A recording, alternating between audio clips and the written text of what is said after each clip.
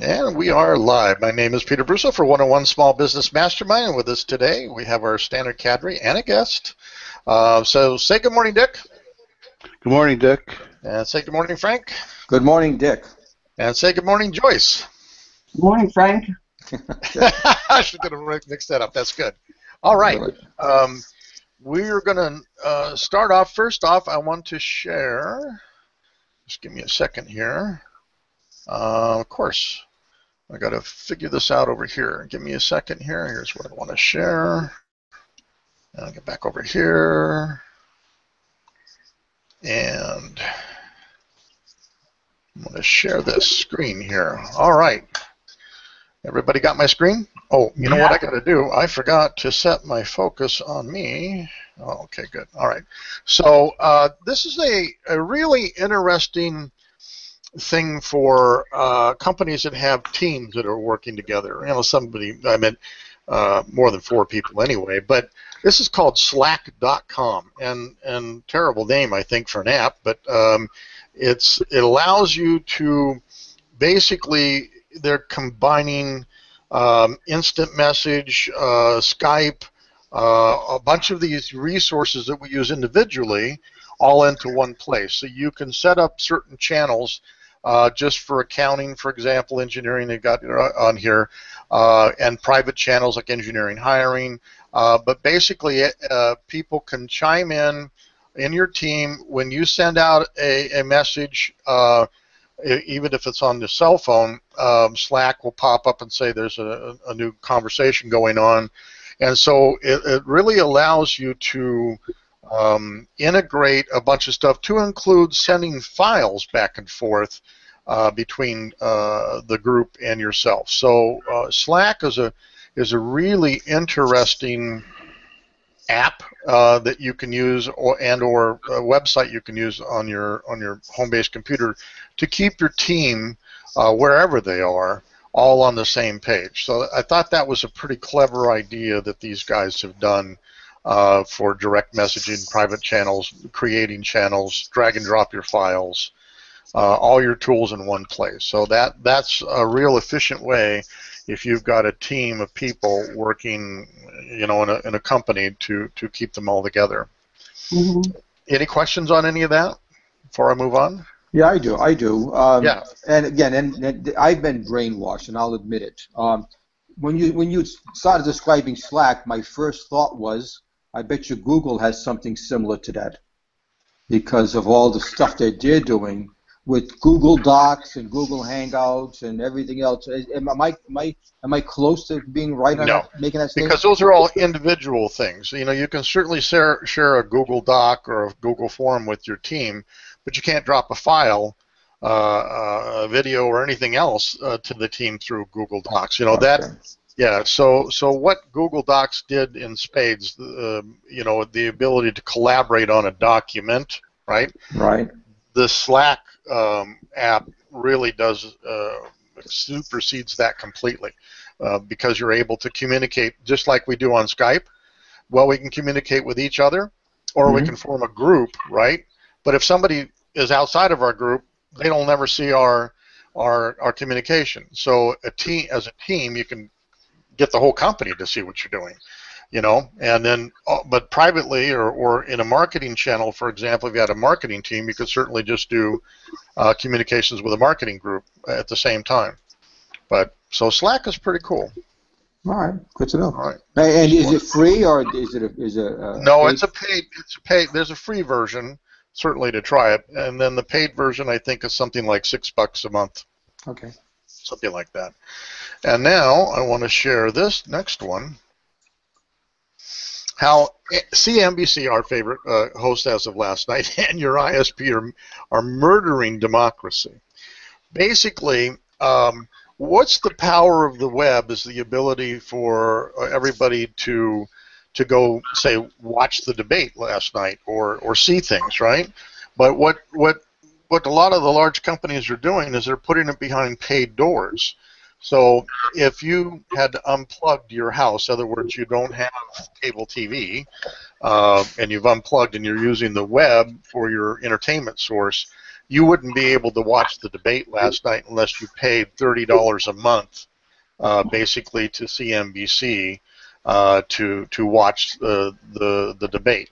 And so what these brick and mortar companies are still, they're not understanding the power of the web, but they're putting things behind paid doors, which literally people that are going to unplug, which is becoming more the trend than not, wouldn't have been able to see the debate last night, although they didn't miss anything.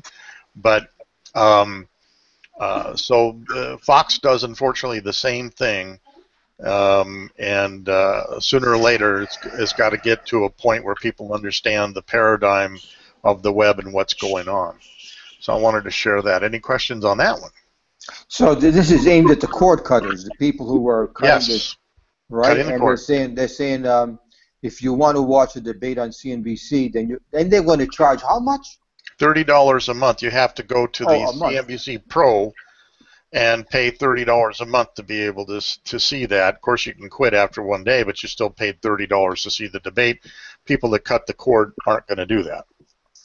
Wow.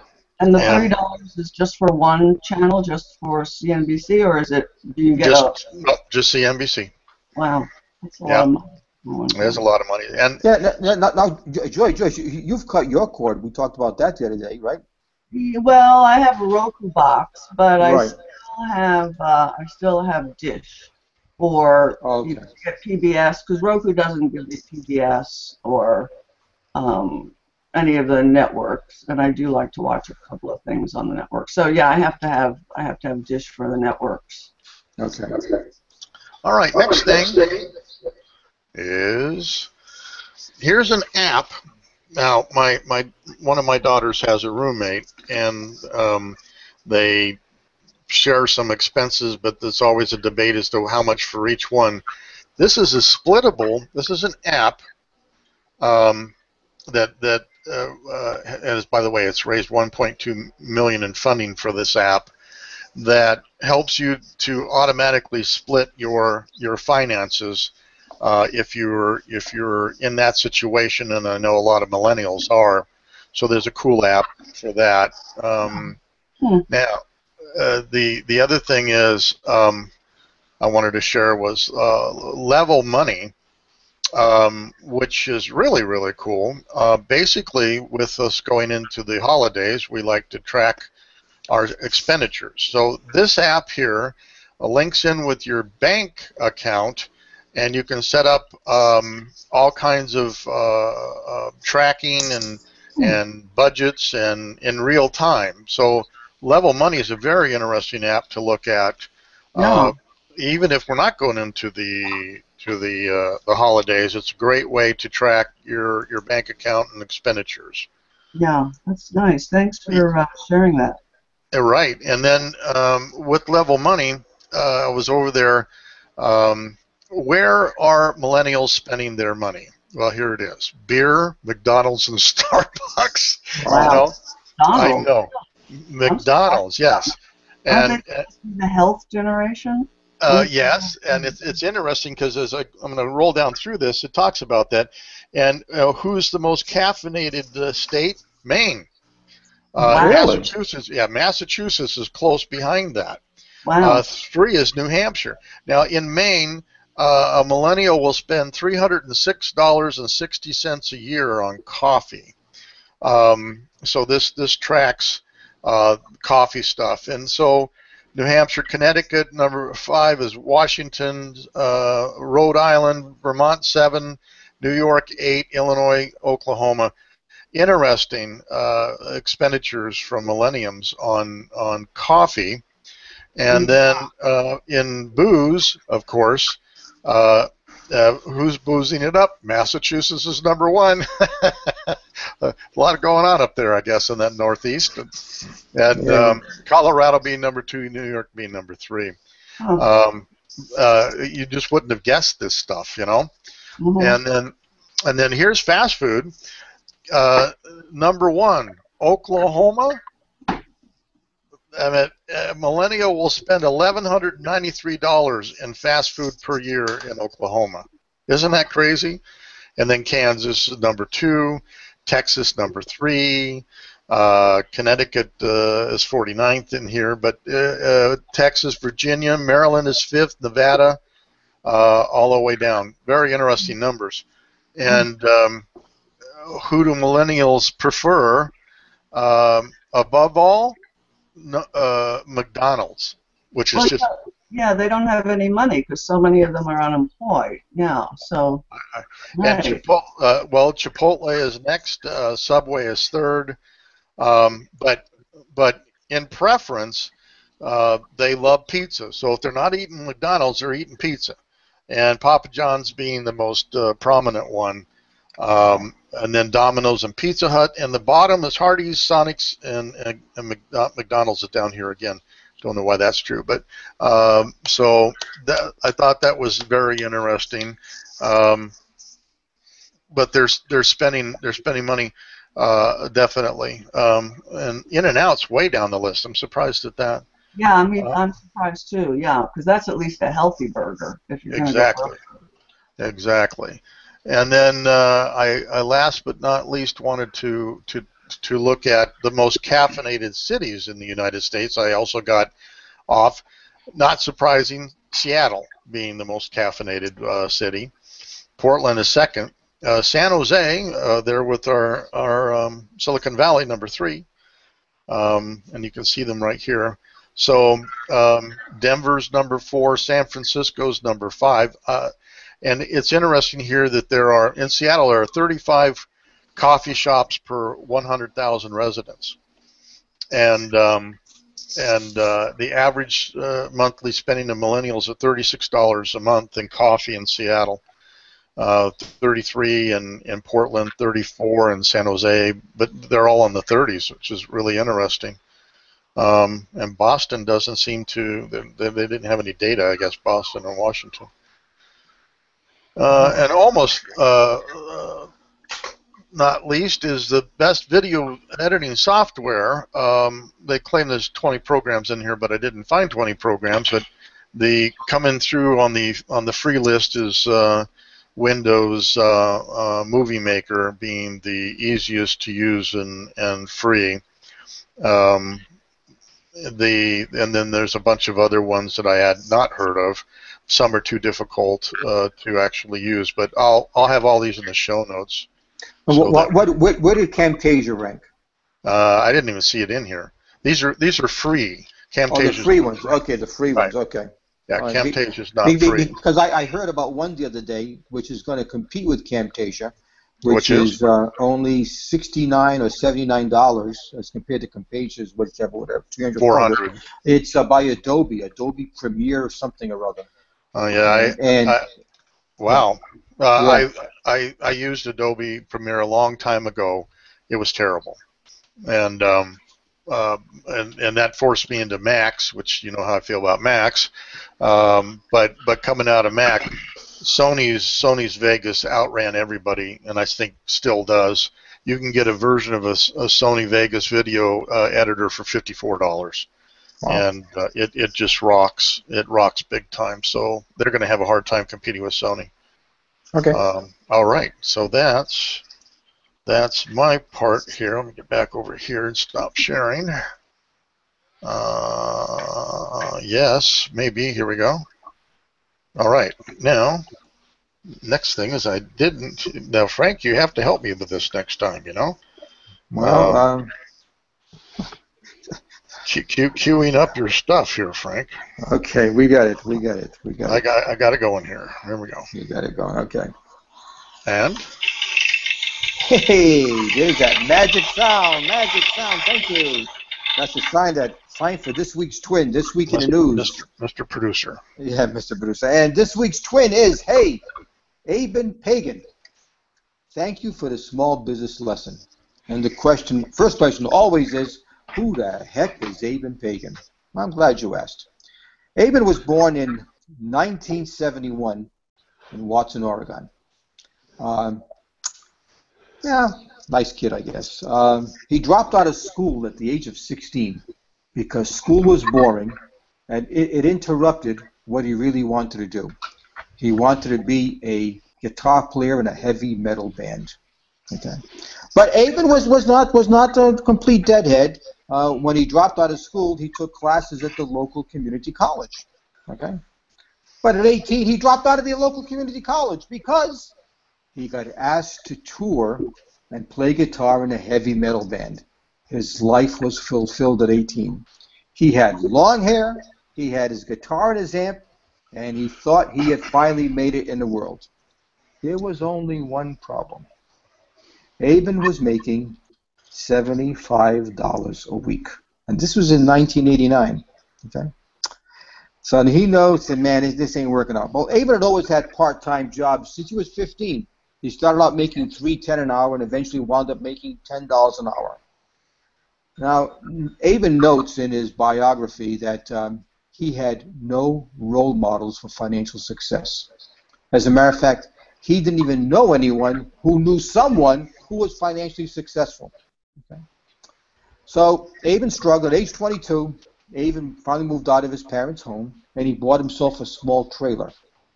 He had to sell one of his guitars, which is obviously the love of his life, and add $1,500 to buy his trailer. But he was on his own, ready to make it in the world. And then something happened. He had to pay rent for the space his trailer was on. He didn't have any money. The rent was $135. So what did he do? He sold his favorite guitar amp to come with the rent money. But things got worse from there. 9 years later, after trying numerous careers as a real estate agent and a mortgage broker, Aben not only had no job, he was now $30,000 in credit card debt. And he had to start all over again, just like he did when he was 22. But he had the burden of $30,000 in credit card debt. He didn't know what else to do. Talking to a friend of his, and his friend says, you know what, I got this thing I'm doing. Maybe you might be interested. He says, I'm making money. I'm selling a PDF ebook online, and I'm certainly making more than $10 an hour. Okay, Aben says, wow, okay. Well, I'm a high school dropout. I'm a failed heavy metal band guitar player. I can't keep a job. What the hell do I have to offer? So here's what Aben did.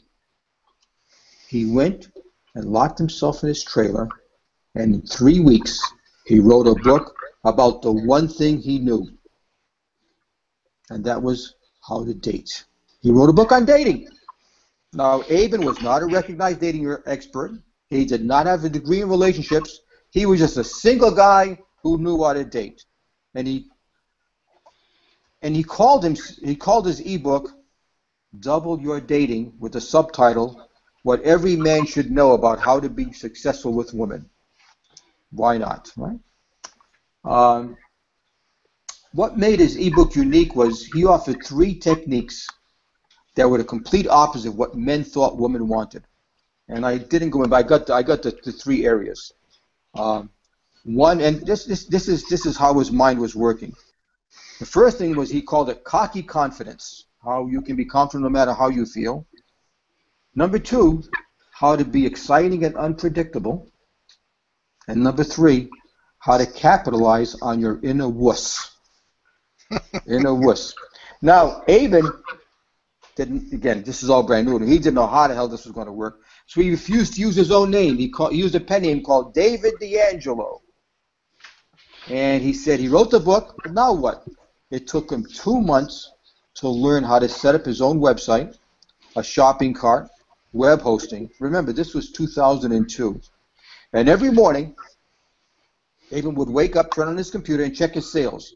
And he was selling 1 or 2 books every other day. He was selling his ebook for $29.95. Bold price. And then something happened that changed Aben's life.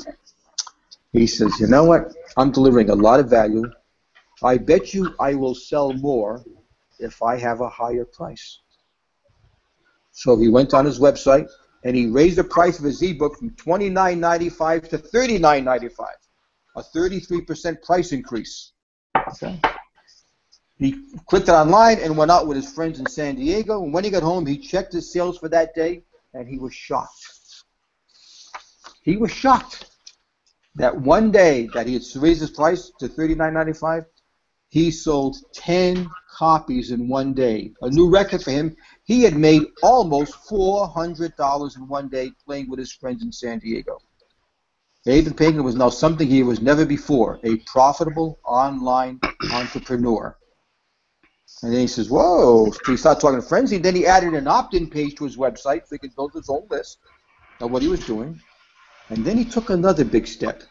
He said, I wonder if people will pay to come to Los Angeles to attend a live Double Your Dating seminar. Why not?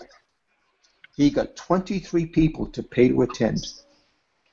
And even though the live seminar just barely broke even, he recorded the seminar and sold the videos to his list. And then he sold the audio recordings of that seminar to his list. So how did Eben Pagan do? His first year in revenues from the day he published his ebook, his first year revenues were $150,000. His second year revenues were $500,000. That's crazy. And as they say, the rest is history. To date, Eben has created 10 different digital products that have each generated over $1 million in revenue. His lifetime estimated earnings so far are about $125 million. Not bad for a high school dropout. Not bad. Okay. So I did all that, and I'm saying, man, I'm impressed. Okay, what are the small business lessons I can take out of this? And I come up with 3 that I believe apply to small business owners. The 4 of us on this hangout, and other people going to be watching or listening. Small business lesson number 1.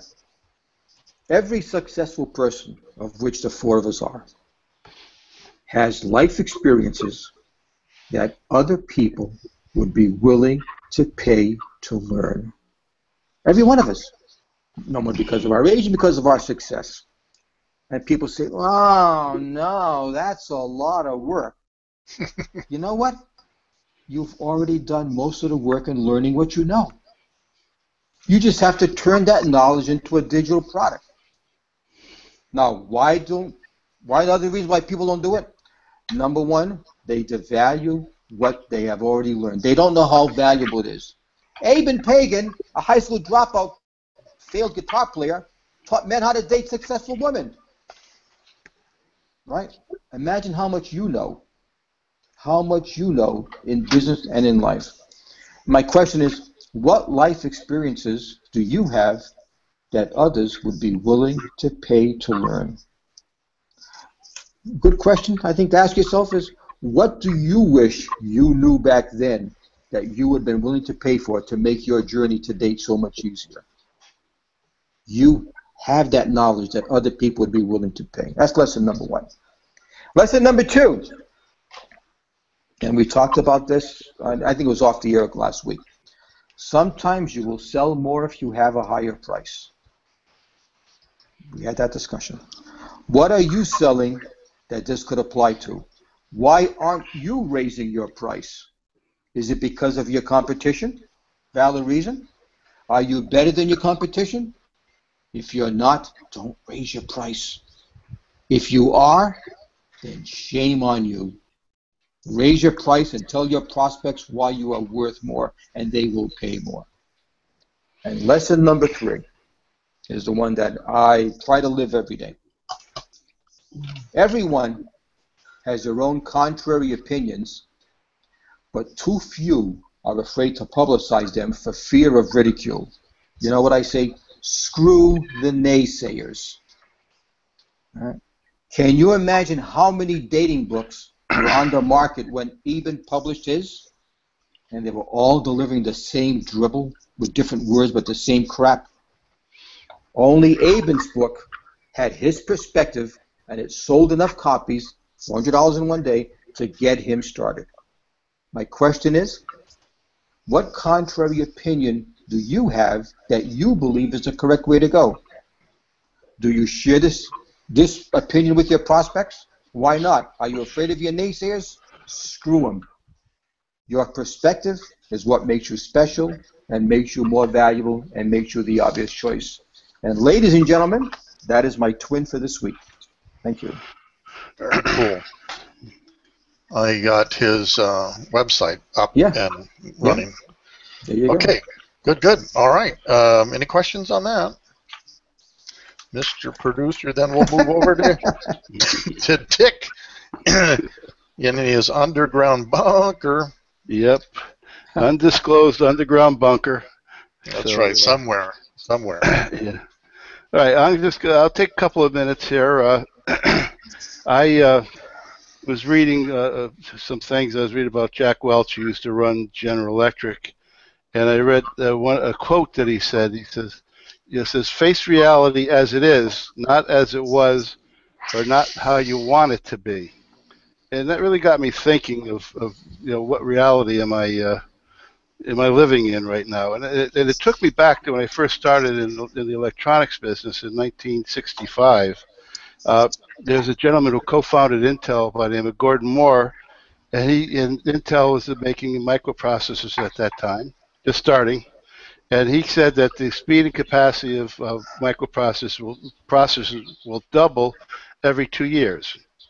And so you say, what does that mean? Well, that means that the rest of the electronics industry has to be able to reinvent themselves with new product that is compatible with Intel's every 2 years. And people who are selling it like I was have to be able to stay up to date on the technology, the training, the whole thing, and the inventory management as the life cycle of the processor ran out, the prices dropped dramatically. So you had a lot of issues trying to run your inventory properly.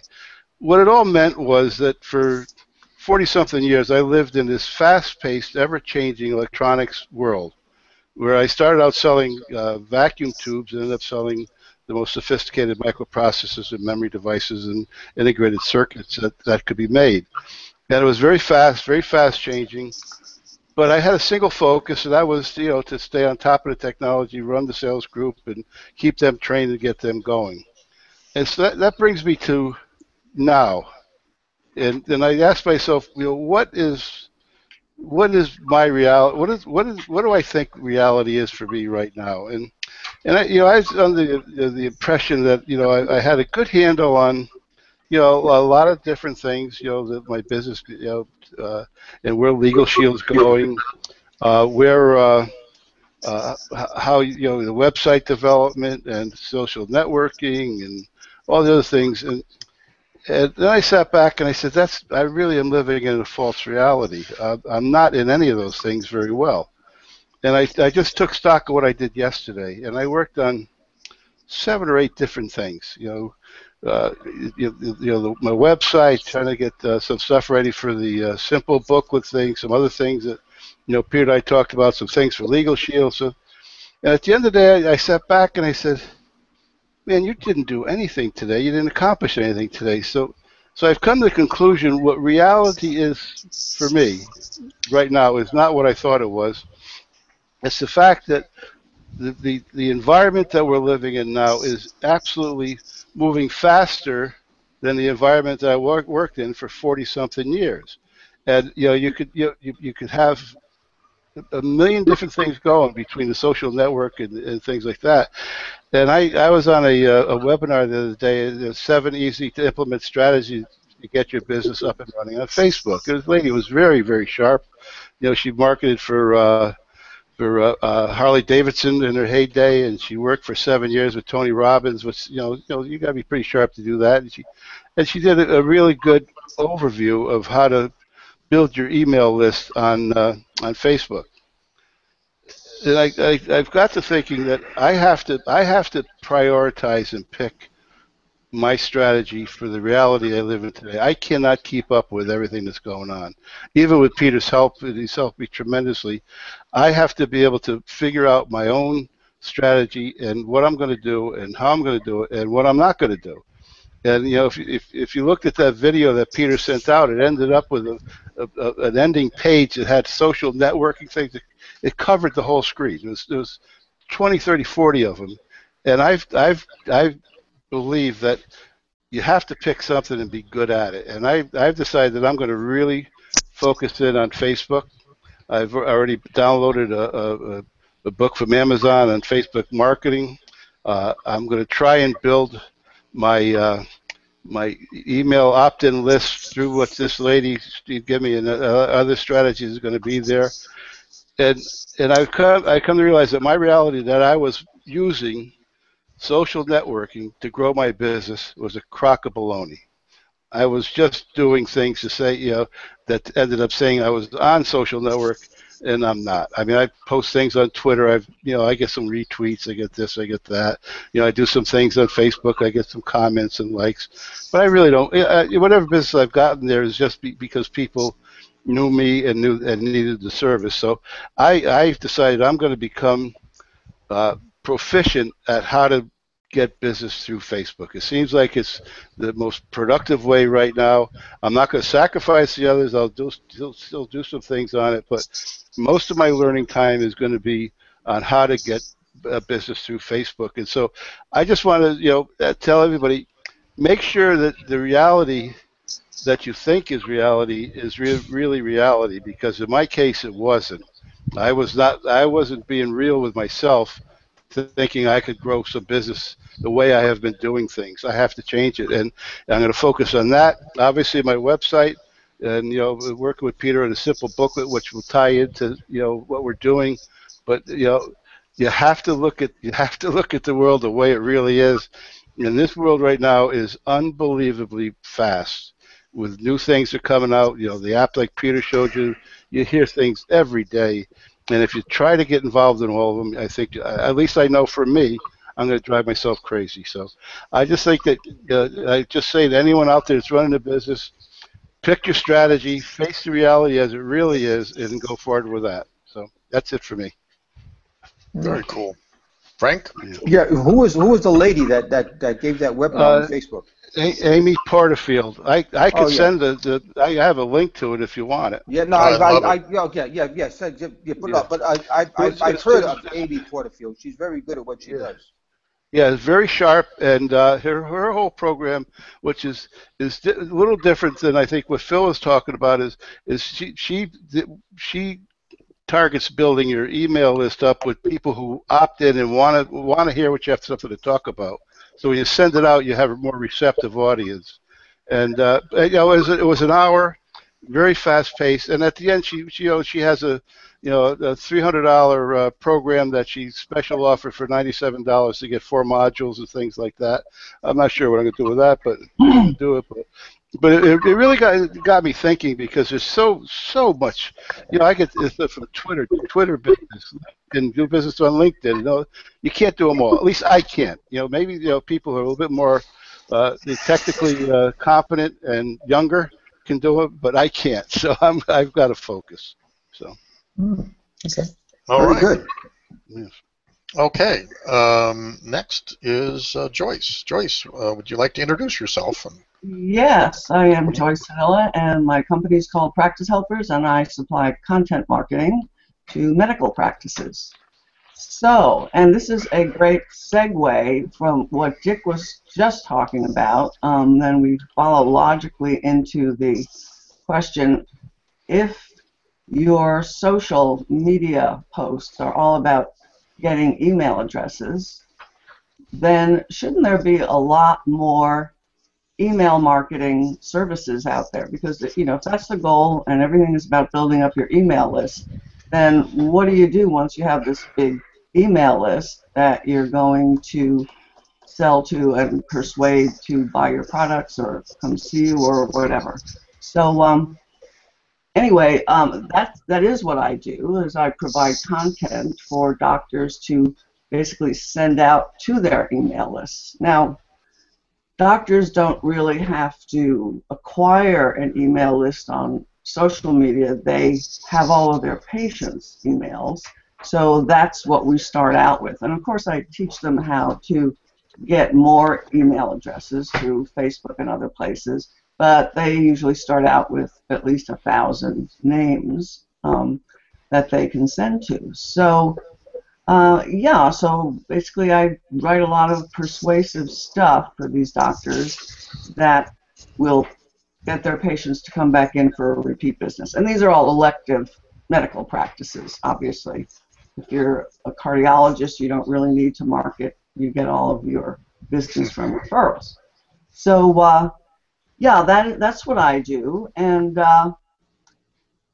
what I find amusing is that nowadays, when everyone's talking about social media, you do get a lot of this talk about, yeah, creating these landing pages and getting these email addresses, but you don't hear anything about this email marketing that you're going to do once you have this email database set up. But I guess that's just kind of a pendulum thing. Like right now, everyone is all excited about social media, and email and newsletters have a kind of antiquarian atmosphere surrounding them, so people aren't talking about it. But yeah, there's a lot of there is a organization called the Content Marketing Institute, and they, of course, do deal with this question of what do you send out to people once you've got that big email list. What kind of content do you send, and how do you decide what approach to take, and how much promotion to do versus editorial, et cetera, et cetera. Anyway, yeah, so that's what I do, and I don't know what else to say here except that I think the pendulum's going to swing back, and there's going to be more online eventually about email marketing and how you do it and the best ways to do it, and what people really want in their inboxes and won't delete. Yep. Joyce, the interesting thing is she covered just what you're talking about in the seminar too, of what percentage should be promotional and what you should do, what you shouldn't do, and how you should do it. So it's absolutely, she covered that also. What percentage was she giving? What ratio of promotional to editorial? I believe about 30% promotional. Okay. Right around there, yeah. Yeah.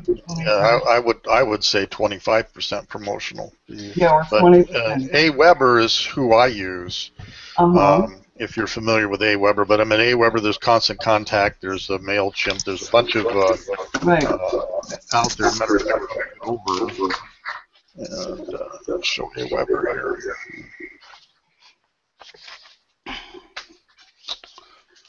And Aweber is really interesting. Yeah, they have a lot of really good blogging about all these issues. Yeah. Get over here. Okay, so this is Aweber. Getting a big echo. Yeah, it's from Joyce's machine. That's okay. It'll die off in a second. But Aweber allows you to do some really interesting stuff.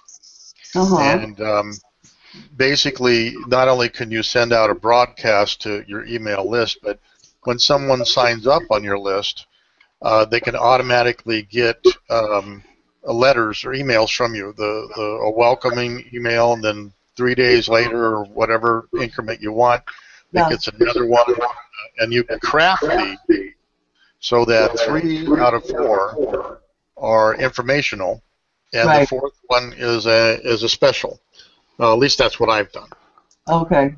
So yeah, Aweber is a phenomenal resource to use.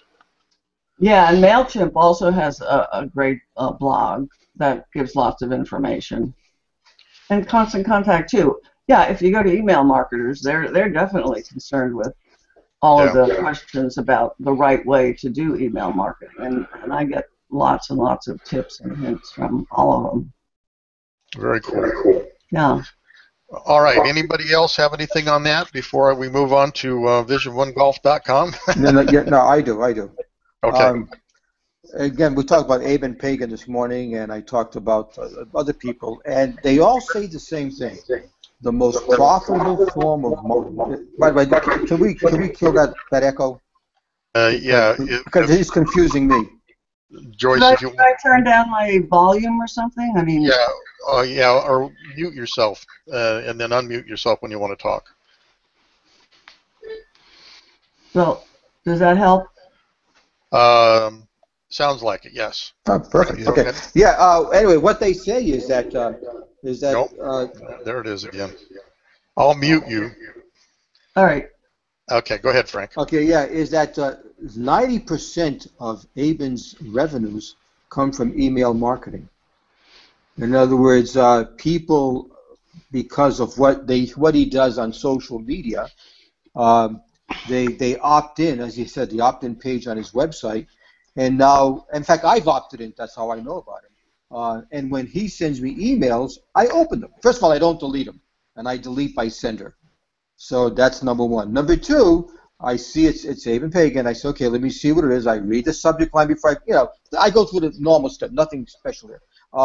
But because I've opted in, because I value what he's going to tell me, and here's the key things from my perspective, I know it's going to be different than what I'm hearing for the other people.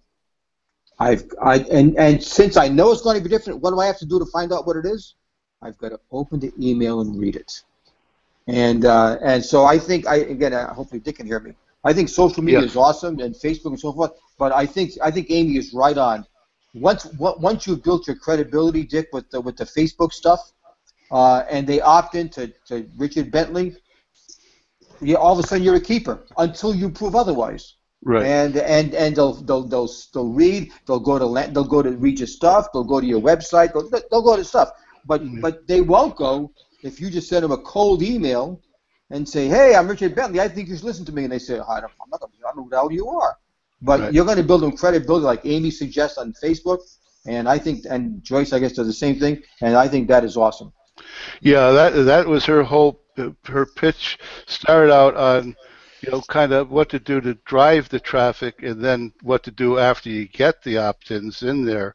And she said basically what you said. You have to give them a reason for wanting to stay with you and read what you're putting out and the whole thing. So, and and I after my other failed experiment, I realized, I've got to get a more precise thing. And if you get too many things go, let's put it this way: if I get too many things going on in my head, I get nothing done because I'm constantly swirling. So that's why I've decided to really narrow down my focus. So. Okay, good. Well, and based on what we've talked about the last month or so, even with Phil on, Facebook, I think, is where the gold is today until somebody beats it. It sure seems that way. Yeah. Well, I'm still hoping to walk my way through how to pick that audience properly, because that's where all the research and the gold really is not on Facebook, is to profile your ideal customer and lock that audience in before you do anything else.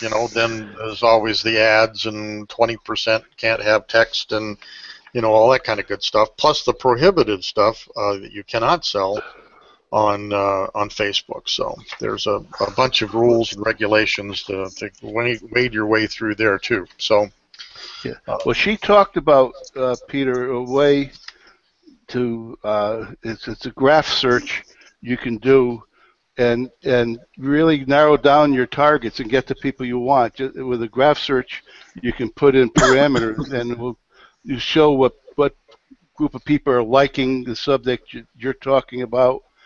So she showed a way to do all that. Yeah, I think that Billy Jean is marketing talks in his third module. I think Frank talked about that too. Is graph searching and stuff like that. And what did he call it, Frank? He had a different name for it than that, but I don't know. I don't remember. Complementary purchases that other people might have made in my case in the golf world, right? Right. That kind of thing, and so there is that. Okay, all right.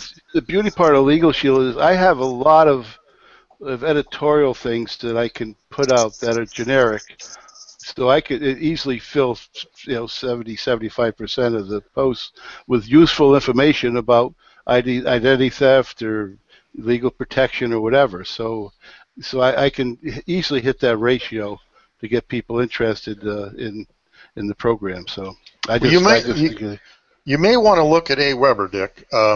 It's $19.95 a month until you get up above 500 members, and then it goes to $29. Yeah. But if you're going to build a list, Aweber is an excellent way of doing it. And like I said, it has those two features to it where you can put out instant broadcasts in one case, or you can have this stream of data coming at them periodically, automatically. You don't do anything to create those things first. Yeah, right. I need to get to a point where I'm getting the list going, and then I'll do that. Yes. Yeah, it pays for itself ultimately. At least it does in my case, Yeah. So I have somewhere north of 600 people on my list, and I get a pretty high opening rate too. Every time I send something out, a lot of people open it, and then click-throughs and stuff like that. You'll get the same kind of data. You'll get the same kind of data when you start to use simplebooklet.com. Okay. Similar stuff. I mean, similar stats. Who opened it? Where to go? Who saw it? Yeah, I put the content together for the first booklet yesterday. Excellent. And so I'll put a show note in there for simplebooklet.com again. We had it. We had a review of it a few weeks back. But I just love the service, So, all right, vision1golf.com, guys. Let me share. Okay, and I will refresh everybody. If you didn't see last week's podcast, was basically beating me up over the site and me going through exactly what we sent other people through. So what's good for the goose is good for the gander.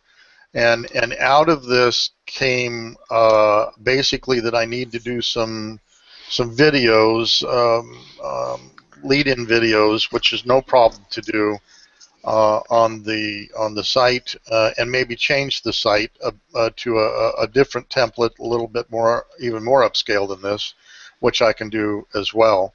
And we did talk about the inability to cut up the materials like Frank was talking about, and so now Dick has gone through the MP3s that I sell, and his son-in-law as well. And I'd like Dick, if you can, to share your opinions of the material before we get into the criticism. Okay, that was the second or third time I had listened to him. It's been quite a while since I'd listened to him, and I went through them in order. And I'm a golfer. I haven't played in a couple of years, but I've played golf a lot of years, and I played golf with a lot of different levels of golfer and all. And I'm probably about a 20 handicap golfer when I stopped playing golf. So I found I liked what's in there, Peter. It was clean. It was simple. It was relatable to someone like myself. It gave your swing, strike, flight, target. I really you could. One of the big things in golf is tempo, and if I was standing there with not with a club in my hand, but swinging, going swing, flight, tempo, and it helps. It helps the tempo almost subconsciously. So I found the material to be good. I found it to be very accurate. I like the putting one particularly, where you visualize the white line and all. So I thought it was good. My son-in-law is in the golf business. He was a superintendent. He was a teaching pro. Right now he sells for John Deere Chemicals golf courses. His level of golf is he went down to Jersey last week. He played in a golf tournament. It was a par 70 course. He shot a 71. So the guy's a golfer. He's a really good golfer. And he liked them. And he said, a lot of what you had in there, he does. I've seen him do it. I've seen him visualizing shots. I've seen him standing. I don't know if you can see my hand motion or not, but standing there and kind of predicting the flight of the ball with his hand and all. He thought it was really good information that a golfer could use. He thought that it was very straightforward and simple. And then the mental aspect, which is all this deals with, nothing to do with the swing. It's all the mental aspect. He says is so important to a golfer, regardless of what his handicap is. So the consensus that he had was very good. He thinks it would be if it gotten out to the clubs or word of mouth, get a couple people at each club to use it and spread the word about it. He said you'd probably have a home run there. So that's kind of a critique. So. All right, thanks, Frank. Frank, you went through the material as well. You had some comments, right? Are we at Jane, you ignorant? Oh, yes. Oh, boy, yes. here we go. And on the other hand, she wore a glove. Here we go. All right. Well, Peter and I have this agreement that it's no holds barred, correct? Oh, of course. Reinforce that. Okay. Yep. Two things before I give you my response. I played golf and sucked at it, never enjoyed it, and was embarrassed by it, and quit the golf. Number one, and that would have been maybe 20 years ago. And number two, I'm not into Zen stuff. Okay, that's I have a hard. The Zen stuff. Zen. Oh, Okay. Yeah, okay. yeah. The what's that guy? The coach, Jackson, Phil Jackson. Yeah. I didn't play anyway. Well, he only won 9 titles. Michael Jordan, Kobe Bryant. Anyway, we don't want to go into that. Yeah, you're right. He did. Anyway, I think I made a mistake. I went through the MP3s first, and not in any particular order, because you sent me on Dropbox. So right. I did. I tried to pick an order and so forth, and then I saw the book and I looked at the book. I found the book exciting. It had color. It had pictures. It was much more enjoyable. Which tells you how I felt about the MP3s. I found the MP3s for me a little drab. A little drab. I thought maybe it should have been more structure. Look, the fourth thing, the flight tracker thing, I could follow that visually. The other stuff, when you said the 3 balls versus the 1 ball on the putting green, I could follow that visually. And this was my biggest problem, was I would concentrate on not hitting the ball in the water, and you know where it went. So I could follow that visually. But everything else, I had a hard time staying with the program. I don't know if because maybe in my case, but I'm not sure your target audience. I think Dick and his son-in-law are your target audience, because I'm not, right? So right. I'm giving you a perspective from the non-player. Anyway, but I think that the information is valuable. I just think the packaging could have been more jazzed up on the MP3s with either music or cut them into sections. The first part, we're going to talk about this, and then you see. Now, in the second part, if I can't understand the structure, then I have trouble following it. Whereas if you had told me, hey, we're going to do this, then we're going to do this, then we're going to do this, and then like the Army thing, tell them what you're going to tell them, then tell them what you told them, right? Right. And I could follow. I wouldn't get lost in the middle. So, but I really enjoyed the book. I really enjoyed the book. So that's a different perspective. So. And to me, the book is a great thing that people could carry with them and read it on a plane or something. It was that good. Well, thank you, Frank. That wasn't nearly as bad as I thought it was going to be.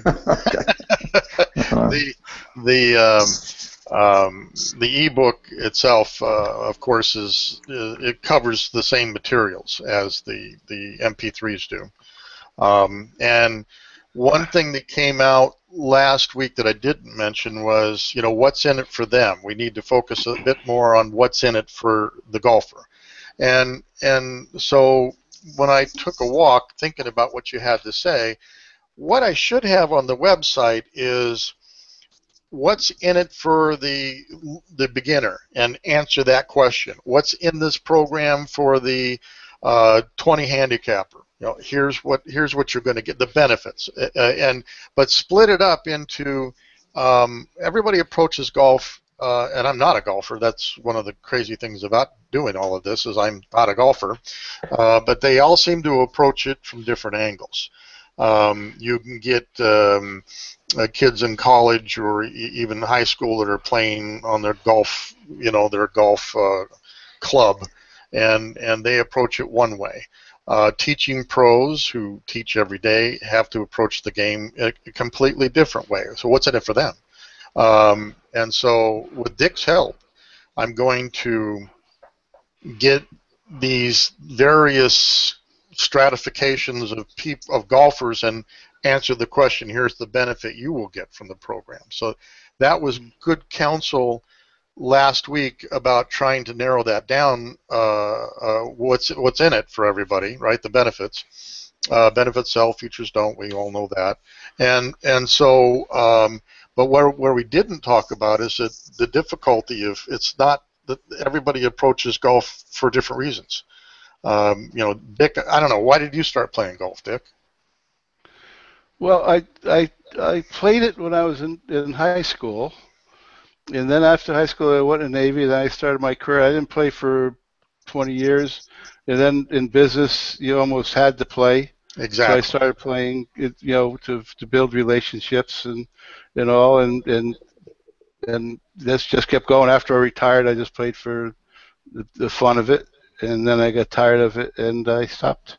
Yeah. But one thing on the MP3s, Frank, that I think the real value is when my son-in-law is on the practice tee before a tournament, he always wears his earbuds and has some kind of music on. He says it allows him to focus and relax. Mm-hmm. He said that this would be, especially the introductory part, would be great for when you're on the practice tee, listening to Peter talk about the mental side of it to kind of get you mentally prepared as you're preparing, loosening up physically and things of that nature. So that's where he saw as the real benefits of the MP3. So. The other thing is that I don't know, Frank, if you know this, but in a 4-hour round of golf, you will hit the ball only 2 minutes. Yeah. Out of that 4 hours. Yeah. I did not know that. Okay. Unless you play like me, then you make it 4 minutes. Well, the average is 2 minutes. Yeah. And so from a performance standpoint, all I have to do is get you peaked up for those 2 minutes of shots, and then relax the rest of the time. Do not, get all, you just can't keep that system eye level for 4 hours. Right. And so, the program will ramp you up, peak you, get you focused on what you want, pull the trigger, fix it if you need to, and then get out of the program. And that's all you got to do from that standpoint. So from the web standpoint, I think that in addition to the videos that we talked about last week, a Star Wars trailer type thing, and what's the benefits for each of the particular golfers, Frank and Dick and Joyce. Is there any other suggestions on the website itself? Anybody? Frank? Yeah. And how much time do we have left? Minutes. Okay. Well, I'm going to pull an Abe and Pagan on you. Okay. Features confuse people. Benefits sell. Right? I agree. Features, benefits sell, features don't. Right. That's the way it used to be. Really? It's no longer true. Okay. What's the truth now? Features confuse. Benefits most of the time are BS. People want to hear about results. If you show me the results that you and you have results, Peter. You've talked about them. Oh yeah, I put people on the tour. I've done a lot of stuff. Right. If you tell me a result, I can't wait to hear about the features and the benefits. Tell me the results, and then you make me hungry. Tell me the features. I say, oh, please shoot me now. You tell me the benefits. Too many BS. World peace, that crap. But you tell me, here's Johnny Appleseed, and now he's on the senior tour because of Vision One Golf. I can't wait, and I could give crap less about how drab the MP3 is because I know what the result is. The result makes me hungry and makes me accept, as opposed to features and benefits. Anyway, but I know it's controversial, and we can talk about some other event at some other podcast. But benefits did sell in the 1990s. Yes, they did. Interesting. Okay. I have one suggestion. Yes, Joyce. And it's just a kind of almost proofreader suggestion. I like the website. I think it's nice and spare and brief. The bottom of the home page, you need to fix that font and the I space know it. between the, yeah. It's Yeah. just, everything else looks so professional, and then, you know, if I scroll down on the home page, I think, who is this amateur putting this thing? Exactly. I can't fix that, and I've even talked to them about it. I've done everything I can to fix these fonts down here at the bottom, and that's just going to change templates. Well, what about just the spacing? Even if all you did was just open up the spacing, you know, the vertical spacing, even if you just opened that up, that would make a big difference. I agree. I can't do it. It's just the way this template is. That's the bad news about using WordPress is you're stuck with a template.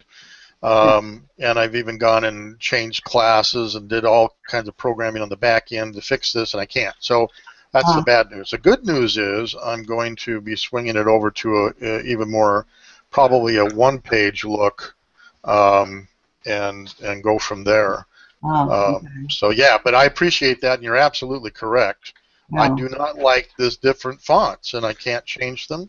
I go in and did everything I could humanly do to get this working right, and it didn't work. But I appreciate that very much. And you're right, looks amateurish, and I knew it. So, all right, anybody else? Otherwise, we'll call it a day.